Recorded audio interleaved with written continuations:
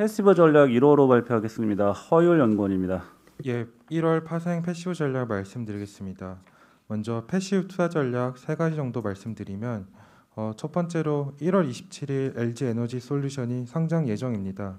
희망 공모가 기준 시가총액은 약 60에서 70조 원으로 역대 최대 규모입니다. 코스피 지수에는 상장일 다음 거래일인 1월 28일 금요일에 구성 종목으로 편입이 됩니다.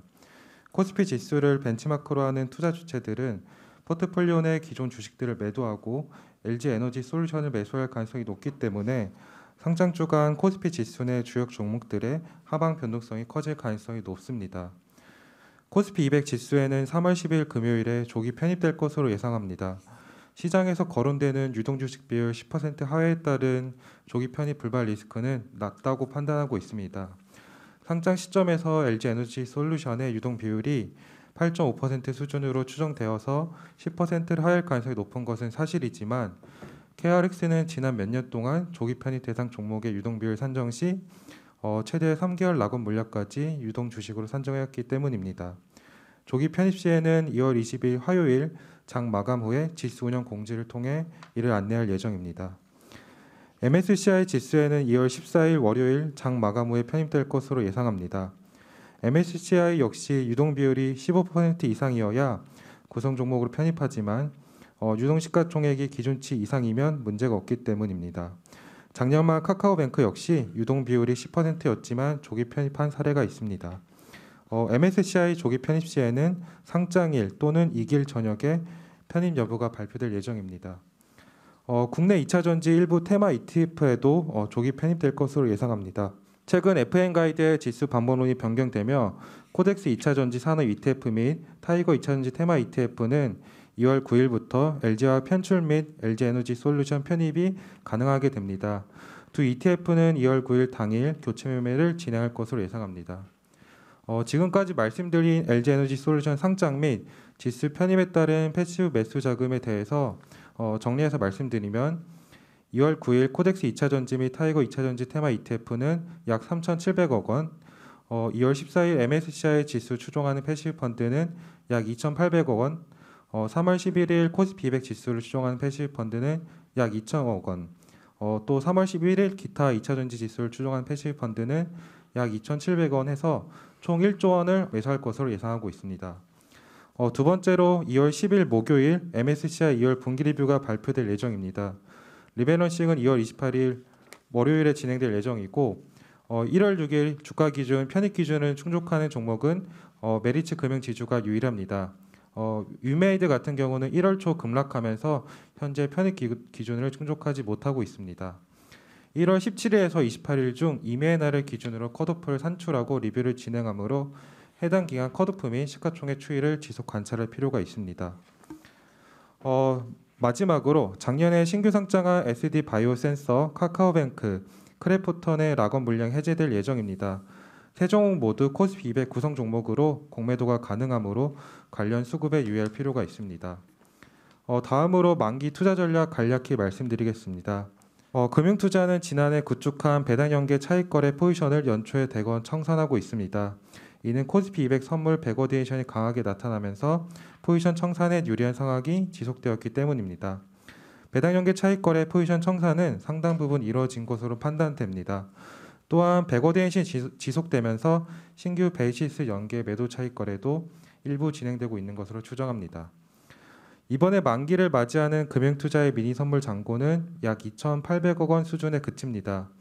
앞서 언급한 바와 같이 백워디에이션이 지속되며 금융투자는 배당연계 차익거래 포지션을 상당 부분 청산했기 때문에 만기 당일 현물시장 충격은 제한될 것으로 판단합니다. 이상입니다. 네, 이어서 채권 전략 발표하겠습니다. 먼저 채권 위클리 강승원 연구원입니다. 네, 지난주 12월 FOMC 의사록이 나왔는데 단순히 이제 그 원론적으로 QT 대차 대조표 축소에 대한 이야기가 있었던 게 아니라 독립적인 디스커션 노트가 따로 있었습니다. 실제로 시행 방식에 대한 논의도 3월부터는 있을 것 같은데요. 거기다가 뉴욕 연준이 뉴욕 그 연준 자산을 관리하는데 얘네들이 시장 참가자들한테 서베이를 돌리는 게 있는데 여기서도 처음으로 QT에 대한 이야기들이 나왔습니다. 결국 올해 하반기 QT에 대한 시행은 어쩔 수 없다라고 보는데 가장 많이 받는 질문 중에 하나가 그럼 QT도 하고 금리 인상도 다 하면 엄청나게 긴축적으로 되는 건가라는 질문인데 일단 QT랑 기준금리 인상은 대체 관계에 있습니다. 실제로 지난번 정책 정상 국면에서도 연준이 QT하면 금리 한두 번 정도 올린 효과가 있다라고 이야기를 했는데요. 이번에는 훨씬 더 속도가 빠를 거기 때문에 QT가 있어서 금리 인상의 규모도 늘어나고 이런 건 아니고요. 오히려 이제 그 시점의 문제인데 연준이 얘기해 놓은 게 QT를 하기 전에 무조건 금리 인상을 먼저 하겠다라고 이야기를 해놨거든요. 그러면은 하반기에 시행하기 위해서는 이제 늦어도 6월, 빠르면 3월 정도에는 시작을 해야 되는데 이번에 고용 지표가 워낙 어쨌든 실업률이 워낙 낮게 나온 상태이기 때문에 연준 입장에서는 미리 3월 달에 올려두고 2분기 시장을 보면서 QT를 언제 할지를 조율할 것 같습니다. 그래서 저희가 그 기존에 9월부터 금리 인상 시작을 보고 있다가 QT가 하반기에 들어오면서 금리 인상 시점은 3월과 6월로 변경을 하고요. 하반기에 QT가 있을 거다라고 보고 있습니다. 두 가지 시사점이 있는 게 첫 번째가 QT를 하면 장기금리, 명목금리가 좀 상승하는데 거기다가 최근에 기대 인플레이션이 어쨌든 고점 찍고 내려오고 있거든요. 그러면 이제 단기적으로 실질금리 상승폭은 가팔라질 수 있다. 실질금리 하락에 수혜를 누렸던 자산들은 조금 경계해야 된다는 거랑 두 번째가 올해 연말쯤 되면 주요국 중앙은행들의 자산 증가율이 마이너스로 빠질 겁니다. 2018년도 4분기 때가 그랬고요. 2018년 4분기 기억하시겠지만 뭐 전 글로벌 위험 자산에 굉장히 조금 스트레스가 높았던 상황이었죠. 이제 그 부분들에 대해서 올해 연말을 좀 경계해야 된다라는 거 시작점 말씀드리겠습니다.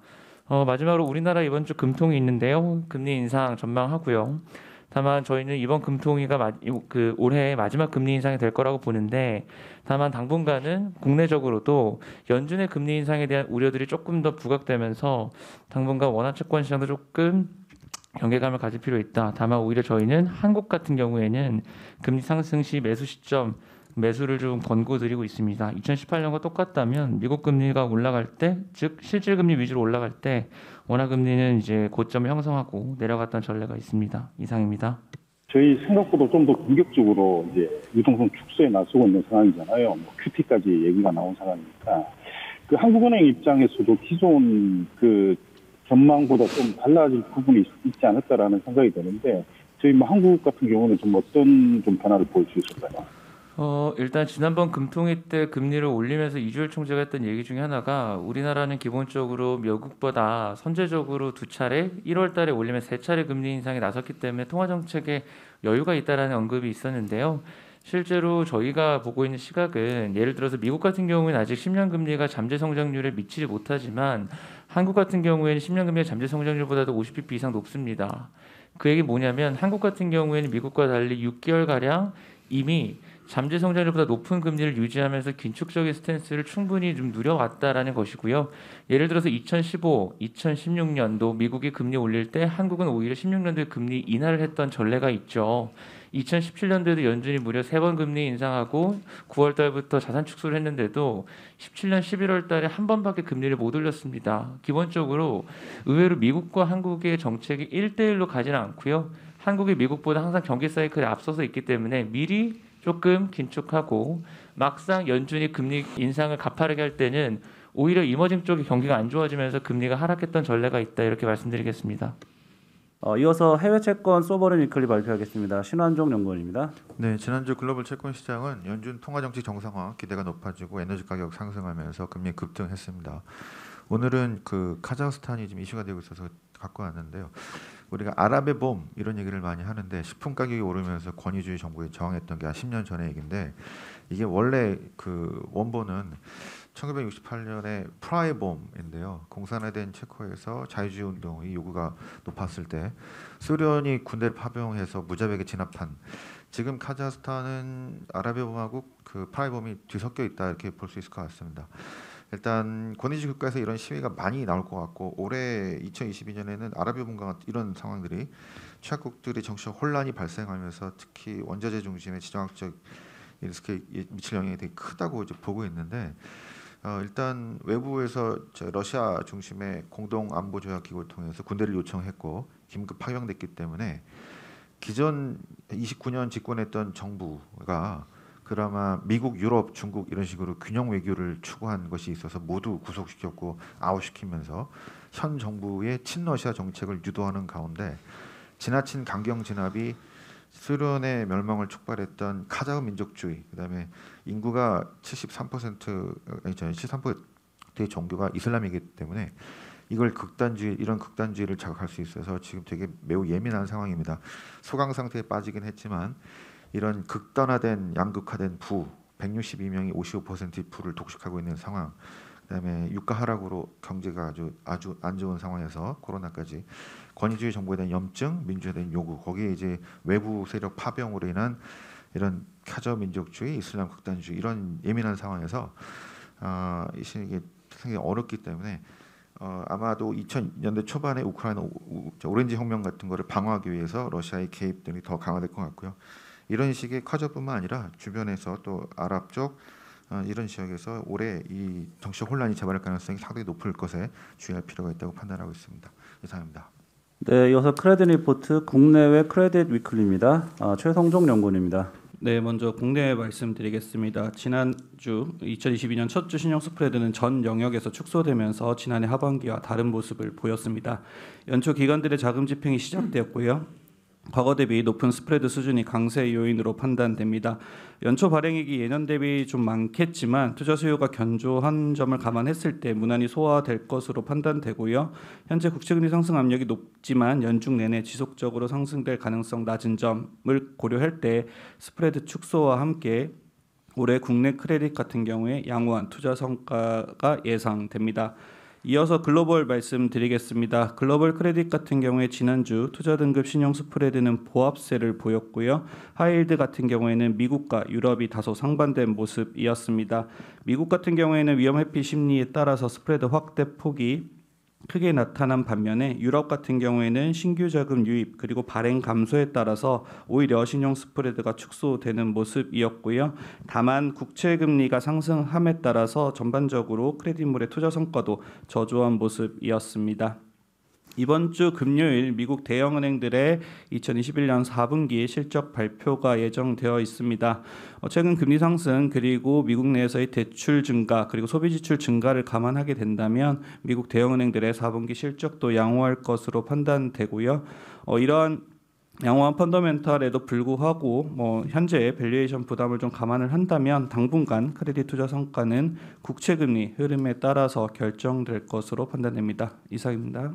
네, 다음은 대체투자 글로벌 리츠 위클리 발표하겠습니다. 홍지환 연구원입니다. 네, 지난주 글로벌 리츠 지수 2.7% 하락했습니다.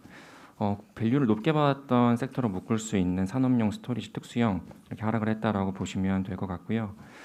저희가 이번 주에 업데이트 드릴 내용은 일본 리츠인데 이 미국 리츠 시장처럼 일본 리츠 시장에서도 M&A 활동이 늘어나고 있습니다. 지금 표 1번 보시면 스타우드 캐피털이 지금 인베스코 오피스 리츠 인수 합병을 진행을 했었고요. 이렇게 실물 대비 높은 할인율과 임대 수익 개선 기대감을 바탕으로 M&A가 늘어날 전망이기 때문에 과거 그 미국 시장에서 봤던 것처럼 일본 리츠 시장도 이렇게 좀 할인율을 축소하는 촉매가 될 수 있지 않을까라고 생각을 하고 있습니다. 저희 지금 일본 시장 내에서는 펀더멘탈과 또 이제 가격 매력도 봤을 때 오피스 시장 가장 좀 유망하다라고 생각을 하고 있습니다. 이상입니다. 네, 다음은 원자재 위클리 발표하겠습니다. 황병진 연구원입니다. 네, 원자재 말씀드리도록 하겠습니다. 지난주 S&P GSCI 기준 원자재 시장 수익률은 글로벌 자산 시장 전반의 변동성 확대 속에서도 플러스 3.07% 상승률로 새해 첫 주를 마감을 했습니다. 에너지 섹터가 원자재 지수의 상승을 주도를 했고요. 지난주 오펙 플러스 산유국들이 2월에도 하루 평균 40만 배럴 증산을 결정하긴 했지만 인도네시아 정부의 1월 한 달간 석탄 수출 금지 조치랑 그다음에 카자흐스탄의 소요 사태들이 사실상은 오펙 플러스 산유국 중심의 증산 부담을 완화하고 또 상승했다라고 좀 보고 있습니다. 여타 원자재 섹터들도 상승 마감을 했는데요. 산업금속 섹터와 농산물 섹터가 상승 마감을 했고 유일하게 기금속 섹터만 실질금리 정상화 시도에 따른 인플레이션 해지에 대한 수요 훼손으로 하락 마감을 했습니다. 이번 주에 나토 러시아 위원회가 예정되어 있어서 유럽 에너지 가격들이 일부 안정을 좀 보였었는데 인도네시아와 카자흐스탄발 그런 쇼크가 터지면서 유가를 비롯한 에너지 섹터가 강세를 보이고 있습니다. 인도네시아와 카자흐스탄발 리스크 자체는 일시적이라고 보는 평가들이 사실상 우세하긴 한데 최근에 그런 원유라든가 가스의 소비국들뿐만 아니라 생산국들에서도 이슈들이 불거지면서 이게 아랍의 봄의 데자뷰로 사실상 해석이 되기도 합니다. 그렇기 때문에 1분기만큼은 이런 불가피한 리스크 속에서 에너지 섹터가 주도하는 원자재 시장 전반의 비중 확대 전략이 유효하다라고 좀 보고 있고요. 지난주에 인도네시아 내에서는 이 석탄 수출이 재개될 거다라고 하는 긍정론들이 살짝 나왔었는데 이 회의가 연기가 되고 장기화되고 있는 상황입니다. 인도네시아 석탄 수출 금지가 장기화되게 되면 아시아의 LNG 가격에 영향을 받게 될 거고 이 아시아 LNG 가격의 상승은 또한 유럽의 가스 가격에도 영향을 미칠 거다라고 좀 보고 있습니다. 또한 1월 12일 예정되어 있는 나토 러시아 위원회의 기대 자체가 사실상 크지 않기 때문에 실제로 재차 불확실성이 불거지게 되면 유럽 가스 주도로 에너지 섹터의 상승세 자체는 1분기까지는 가능하다라고 좀 보고 있어서 에너지 섹터 주도의 원자재 시장에 대한 비중 확대 전략 유지하시기를 권고드리도록 하겠습니다. 이상입니다. 네, 이어서 산업기업 분석 리포트 발표합니다. 먼저 항공운송산업입니다. 정현승 연구원입니다. 항공운송 말씀드리겠습니다. 12월 수송 실적은 기저효과로 인해서 국제선, 국내선 모두 호조세를 보였습니다. 다만 오미크론 악영향은 1월 달에 반영될 것으로 보고 있습니다. 노선별로는 장거리 노선인 미주 노선의 강세가 상당히 긍정적이었고요. 화물은 절대 볼륨이 강세를 보였습니다. 다만 역기조 효과로 증가율은 낮아질 전망입니다. 운임이 12월 고점 대비 14% 정도 항공화물 운임이 하락했기 때문에 단기적으로는 1분기에 여객, 화물 모두 비수기 또는 바이러스 영향으로 실적 우려가 좀 커질 것으로 보고 있습니다. 다만 장기적으로는 여행 수요 회복 과정에서 공급 부족 상황이 예상되고 운임 상승에 따른 이익 레버리지가 나올 것으로 보고 있기 때문에 장기적인 관점으로 좀 봐야 된다 이렇게 보고 있습니다. 이상입니다. 네, 이어서 2022년 CES 리포트입니다. 임지용 이규화 연구원입니다. 예, CES 리뷰 레포트 말씀드리겠습니다. 일단 이번 CES가 그 코로나19 확산으로 인해서 그 여러 업체들이 좀 불참했는데요. 그럼에도 좀 불구하고 새로운 플랫폼이 등장했다라는 측면에서 좀 유의미했다라고 좀 보고 있습니다. 새로운 플랫폼이라는 거는 메타버스 구현을 위한 XR 기기 그리고 원격 헬스케어 플랫폼입니다. 메타버스 관련된 XR 기기는 2022년부터 하반기부터 이제 판매량이 좀 많이 증가할 거다라고 좀 보고 있고요. 원격 헬스케어 플랫폼 같은 경우는 최근에 이제 AI랑 결합되면서 사용량이 좀 크게 좀 증가하고 있습니다. 관련된 산업 따로 이제 말씀을 드리겠습니다. 네, 디지털 헬스케어 쪽 말씀을 드리겠습니다. IT랑 헬스케어의 융합은 이제 메가 트렌드라고 좀 보고 있고요. 과거와 달리 이번 CES에서는 이제 헬스케어 기업인 에보트가 최초로 키노트 연설을 진행했습니다. 실제로 22년 혁신상 수상 중에서도 눈에 띄게 이제 증가한 영역이 헬스케어 쪽이었고 테크 산업에서도 가장 이 산업의 흐름을 주목하고 있다라는 의미로 좀 받아들이고 있습니다.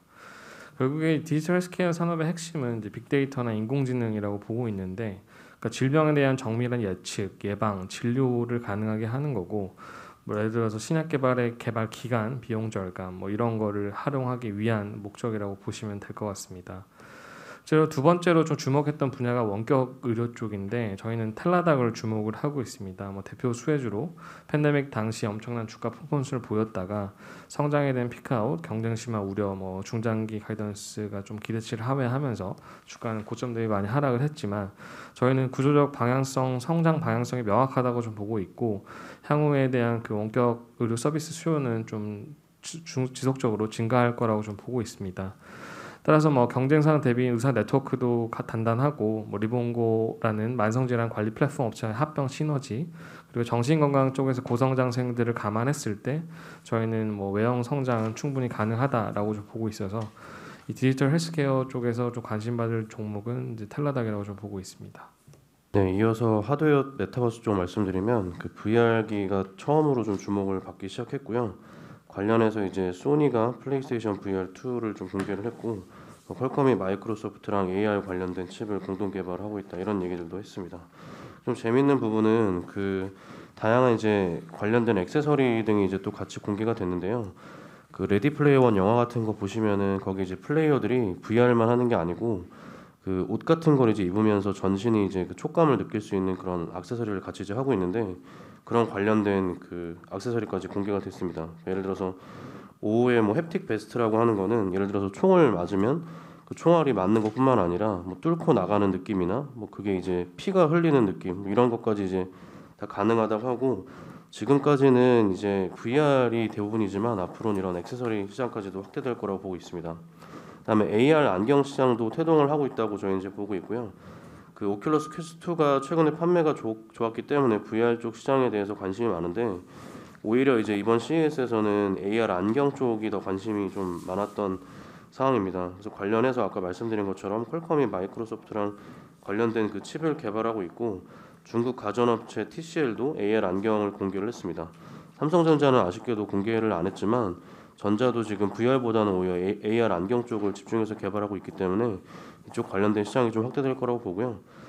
그 스마트폰 쪽에서는 좀 아쉽게도 혁신이 거의 없었습니다. 다만 이제 좀 긍정적인 부분은 삼성 디스플레이가 멀티폴딩 그 폴더블 디스플레이를 공개를 했는데 그러니까 2번, 3번 접을 수 있는 멀티폴더블 그다음에 이제 롤러블 디스플레이 같은 것도 공개를 했습니다. 그래서 중장기적으로 봤을 때는 이런 새로운 폼팩터가 앞으로 기회 요인이 될 거라고 생각합니다. 예, 반도체 짧게 말씀드리면 최근에 이제 인텔, AMD, 그 엔비디아, 애플 같은 이제 프로세서 업체 간의 이제 경쟁 강도가 이제 많이 심화되고 있는데요. 인텔도 뭐 최근 한 1-2년간 그 되게 이제 그 시장에서 좀 많이 소외되어 있다가 이번에 이제 AMD가 그리고 그 ARM이 그 채택했던 이제 빅리틀 구조를 적용한 첫 번째 이제 프로세서를 공개를 하면서 시장에서 이제 좀 주목을 받았고요.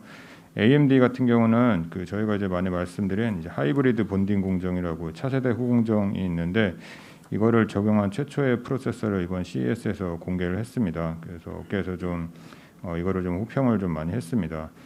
저희가 이제 보고 있는 게 이 하이브리드 본딩 공정이 이제 많이 대중화되면서 이게 이제 후공정이거든요. 그래서 관련된 AFM 그 전자 현미경 그리고 원자 현미경 그리고 CMP 그리고 이제 플립칩 본더, 다이싱 같은 이제 후공정 장비 업체들한테 이제 수혜가 발생할 가능성이 좀 높다 이렇게 생각하고 있습니다. 네, 가전도 짧게 말씀드리겠습니다. 가전은 이제 CES 2021을 통해서 기존 트렌드를 이제 다시 한번 확인할 수 있었는데요. 기존 트렌드라고 하는 건 이제 딱 두 가지입니다. 첫 번째는 이제 우리의 라이프 스타일이 계속 변하고 있기 때문에 여기에 맞는 이제 신개념 가전들이 하나둘씩 이제 추가가 된다라는 점이었습니다. 그래서 이번에도 다양한 신가전들이 공개가 됐는데 지금이야 이제 대중화된 의류 관리기라던가 신발 관리기, 뭐 공기청정기 같은 것들의 이 개념이 그러니까 이 신개념 가전들의 개념이 이제는 식물 관리기까지 등장하면서 이 신개념 가전의 개념이 계속 확장되고 있다는 걸 확인을 했고요. 궁극적으로는 가정용 로봇 같은 경우도 머지않아서 이 가전 제품의 범주에 들어오는 날이 좀 올 거다라는 걸 확인할 수 있었습니다. 그리고 두 번째 트렌드는 이제 이 모든 수평 전개 진행 중인 이 모든 가전들을 이제 하나로 연결해서 인공지능화하는 즉 스마트홈 생태계를 구축하는 건데요. 이것도 이제 LG전자 같은 경우가 이번에 좀 더 강화된 그리고 좀 더 개선된 스마트홈 생태계를 공개를 했습니다. 그래서 이런 트렌드에 부합하는 국내 업체들 같은 경우 저는 LG전자라고 생각을 하고 있고요. 브랜드와 스마트폰을 했던 경험을 가지고 이제 통신 기술까지 가지고 있기 때문에 향후에 이런 트렌드에 가장 잘 대응할 업체라고 생각하고 있습니다. 이상입니다. 네, 이어서 유통산업 발표하겠습니다. 주영훈 연구원입니다.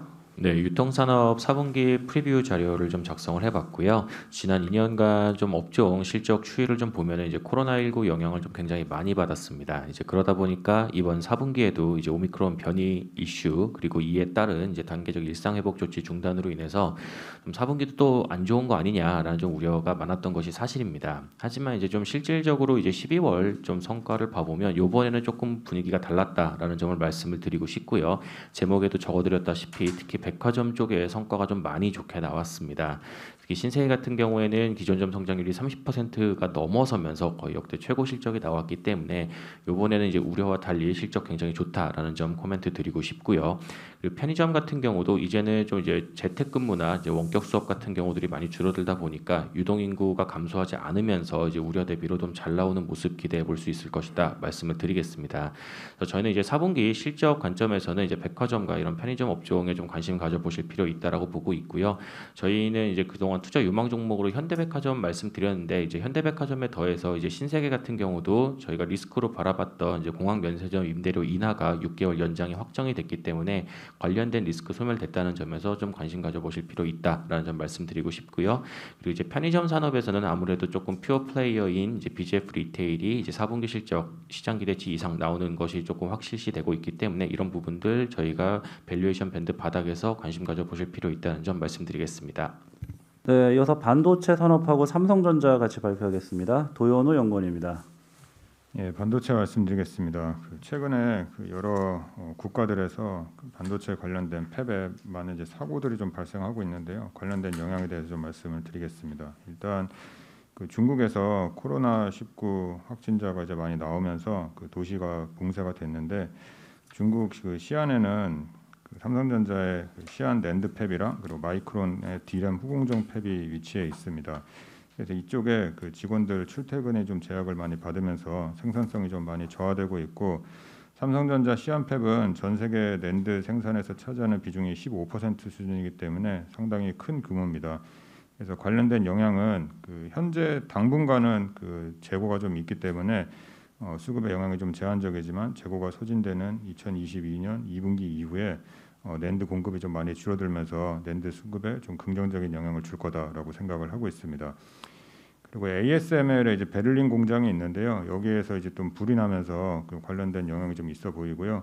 이 베를린 공장 같은 경우는 ASML의 이제 핵심 제품을 만드는 공장은 아니고 원래 이제 베를리너 글라스라는 다른 회사였는데 ASML이 이제 인수한 공장입니다. 웨이퍼 클램프라든지 뭐 레티클 척 그리고 미러블럭 이런 주변 부품들을 제조하는 공장입니다. 근데 뭐 이런 주변 부품들도 없으면 장비를 못 만들기 때문에 좀 파악하고 있는 거는 DUV 예전 노광 장비용 부품 제조는 다시 시작을 했는데 가장 타격이 큰 부분이 EUV 노광 장비용 이제 웨이퍼 클램프 제조 공정입니다. 그래서 회사가 얘기하는 거는 EUV 장비 출하가 당분간 약간 좀 힘들 가능성이 좀 있다 이렇게 얘기를 하고 있어가지고요.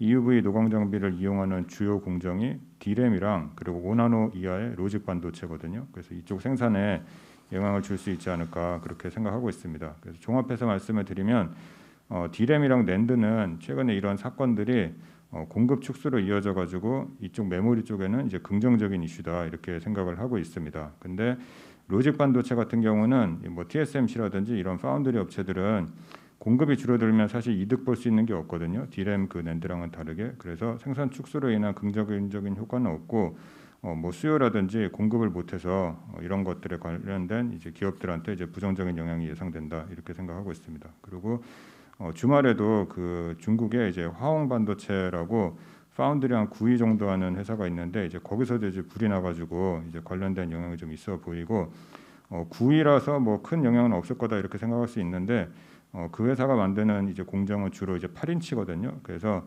8인치용 웨이퍼를 소유하는 뭐 MCU라든지 뭐 PMIC 뭐 최근에 이제 가장 부족한 반도체가 그거거든요. 그래서 관련된 쪽에 이제 영향이 좀 있지 않을까 그렇게 생각하고 있습니다. 삼성전자 말씀드리겠습니다. 삼성전자가 이제 금요일에 실적이 나왔는데요. 결론은 목표 주가를 기존 10만 원에서 10만 5천 원으로 상향을 합니다. 상향 근거는 2022년 실적부터 실적 추정치를 상향 조정을 했습니다. 일단 4분기 실적에 대해서 좀 말씀을 드리면 저희가 추정했던 추정치랑 컨센서스 대비해서 1조 원 이상이 좀 덜 나왔는데 영업이익이요. 특별 상여금 200%를 지급을 했는데 요거를 계산을 해보면 1조 원 이상입니다. 그래서 요게 좀 반영됐다라고 보시면 될 것 같고 D램이랑 낸드 출하량이 기존에 시장에서 예상했던 것보다 좀 적습니다. 그 이유가 삼성전자가 4분기에 가격이 좀 많이 빠질 것 같으니까 가격 방어를 위해서 출하를 좀 많이 자제하고 가격을 좀 더 많이 생각을 했다 이렇게 생각하시면 될 것 같습니다. 그래서 실적은 좀 덜 나왔지만 저희는 이제 긍정적이다라고 보고 있고 뭐 실적 많이 못 나온 게 뭐 특별 상여금이랑 그리고 회사가 가격을 생각하는 전략을 지금 구사하고 있다 이런 측면에서 저희는 좀 긍정적이다 이렇게 생각하고 있습니다. 이상입니다. 네, 이어서 신규 커버리지 리포트고요. LG 에너지 솔루션입니다. 주민호 연구원입니다. 네, 내일부터 이틀간 기관의 수요 예측이 시작이 됩니다. 그래서 오늘 작성을 했고요. 일단 에너지솔루션에 대해서 적정 시가총액은 101조 원으로 제시를 합니다. 주당 43만 원의 가치고요. 일단 그 2024년도 EBITDA 5.8조에 타겟 멀티플 17배를 적용을 했는데요. 이 17배가 피어라고 할 수 있는 이제 CATL 멀티플을 22% 할인을 하고 순차입금 1,500억을 차감한 이제 결과입니다. 근데 이 프로세스에 있어서 가장 이제 쟁점이 될 만한 부분은 이제 할인율입니다. CATL 대비 얼마를 할인해야 되는가가 이제 쟁점일 텐데, 사실 국내에 만약에 퓨어한 셀업체가 있다면 CATL과 그 퓨어한 셀업체 간의 괴리율을 참고해서 쉽게 접근을 할 수 있었을 텐데, 아쉽게도 이제 국내에는 퓨어한 셀업체가 없습니다. 아마 많은 사람들이 이제 삼성 SDI가 있지 않냐라고 하실 수 있겠지만, 삼성 SDI는 올해 연결 영업이익 기준으로 배터리 쪽 이익 기여도가 70%이기 때문에 사실 퓨어한 업체라고 보기는 어렵습니다. 그리고 CATL과 SDI의 전략은 많이 다르고요. 그래서 일단 완벽한 비교는 어렵다라는 가정을 좀 깔고요. 그래서 다른 영역에서 중국과 한국 업체들 간의 그 괴리율을 좀 조사를 해봤습니다. 딱 두 가지 케이스를 봤는데요. 일단은 분리막 쪽에서 글로벌 1등 업체인 유난에너지와 그리고 글로벌 2위 업체인 SK 아이테크놀로지 간의 괴리율이 지금 33% 정도가 벌어져 있습니다. 그래서 요거를 하나 첫 번째로 참고했고요. 그리고 두 번째 케이스는 같은 테슬라 밸류체인에 속해 있는 CATL과 LNF 각각의 영역에 있어서 선두업체라고 할 수 있는 이 두 업체 간의 멀티플 괴리율이 10%입니다. 그래서 이 두 가지를 평균을 한 22%를 에너지 솔루션에 대한 적정 할인율로서 이제 적용을 했고요. 근데 이 101조라는 이 시가총액을 저는 상장 이후에 단기적으로는 오버슈팅할 가능성이 있다고 생각합니다. 앞서서도 이제 패시브 쪽에서 말씀 주셨듯이 이 유동 시가총액이 너무 제한적이고 사야 하는 회사들이 너무 많기 때문에 단기적으로 오버슈팅할 수는 있겠지만 결국에 저는 이 적정 펀더멘탈인 101조 수준으로 다시 저는 회귀할 거라고 보고 있습니다. 그래서 투자 포인트는 이제 짧게 두 가지만 말씀을 드리면요. 저는 2차 전지 시장에서 제일 중요한 거는 전 선점 효과라고 생각합니다. 그래서 첫 번째 투자 포인트는 이 선점 효과가 지속된다라는 겁니다. 지금 LG에너지솔루션 같은 경우는 상위 업체들에서 도요타를 빼고는 웬만한 고객은 다 확보를 한 상황입니다. 그래서 향후에 추가 수주나 신기술 개발이나 원료 확보 어떤 측면으로 보든 간에 다 경쟁사 대비 유리할 수밖에 없고, 사실 이 선점 여부를 가장 객관적으로 나타내는 건 결국에 수주 잔고입니다. 근데 지금 LG에너지솔루션의 수주 잔고가 260조 원이고요. SK온 같은 경우가 220조 원, 그리고 삼성 SDI가 90조 원이기 때문에 2025년까지 LG의 캐파가 경쟁사들의 캐파 대비 2배 이상 계속 격차가 유지될 거라고 보고 있습니다. 그래서 이 선점 효과가 지속된다는 게 첫 번째 포인트고요. 마지막 두 번째 포인트는 원통형 배터리의 잠재력입니다. 물론 LG도 당장은 매출의 70%가 파우치에서 나오기 때문에 이쪽에 더 집중을 하고 있지만, 저는 이 원통형 전지의 폼팩터 변화, 즉 대구경화라는 폼팩터 변화로 인해서 테슬라 외에도 이 원통형을 채택하는 업체들이 좀 많아질 거라고 보는데, 이 환경 속에서 증설의 보수적인 1등 업체 파나소닉보다는 증설에 적극 대응하고 있는 2위 업체 에너지솔루션의 수혜가 더 클 거다라고 보고 있습니다. 이상입니다. 네, 수고하셨습니다. 이어서 LG생활건강 발표하겠습니다. 조미진 연구원입니다. 최근 대내외적 변수가 많아지고 있어서 화장품 부문에서 수익성과 타겟 멀티플을 조정하면서 LG생활건강 목표 주가 기존 165만 원에서 145만 원으로 하향 조정하겠습니다. 그럼에도 후브랜드 같은 경우는 작년 광군제 실적에서 입증한 것처럼 중국 내 수요는 여전히 강하다 판단하고 있고요. 후브랜드의 실적만으로도 현재 주가는 좀 과도한 저평가 국면은 맞다고 판단되어 투자 의견은 바이를 유지하겠습니다. 4분기 실적은 컨센서스 하회할 것으로 보고 있고요. 12월 면세점에서 일회성 이슈가 좀 있었던 것 같습니다. 이로 인해 12월 면세 물량이 좀 빠지면서 전체 추정치를 기존 대비 좀 하향 조정했고요. 그 외에는 음료나 생활용품 기존 흐름과 동일할 것으로 예상합니다. 이상입니다. 네, 끝으로 한미약품 발표하겠습니다. 박병구 연구원입니다. 한미약품 프리뷰 자료입니다. 일단 목표 주가를 기존 39만에서 30만 5천 원으로 하향을 하고요. 투자 의견은 홀드로 계속 유지하도록 하겠습니다. 목표 주가를 낮춘 이유는 크게 두 가지고요. 첫 번째로는 경쟁사 대웅제약이나 녹십자, 보령 평균을 적용했던 그 EV EBITDA 멀티플을 코로나19 이전 상황을 적용을 해서 19배 가지고 가다가 이게 2021년에 이런 국내 제약사의 가치가 좀 많이 떨어지고 멀티플이 떨어지는 것을 적용을 해서 2022년 포워드를 적용해서 15배로 하향 조정했습니다. 그리고 금리 상승 구간을 감안을 해서 외 할인율도 기존 9.4% 10%로 상향을 하여서 목표 주가를 이렇게 조정했다라고 보시면 됩니다. 4분기 별도 매출액 같은 경우 2,600억 정도 나오고 그리고 영업이익 같은 경우에는 200억 정도 보고 있습니다.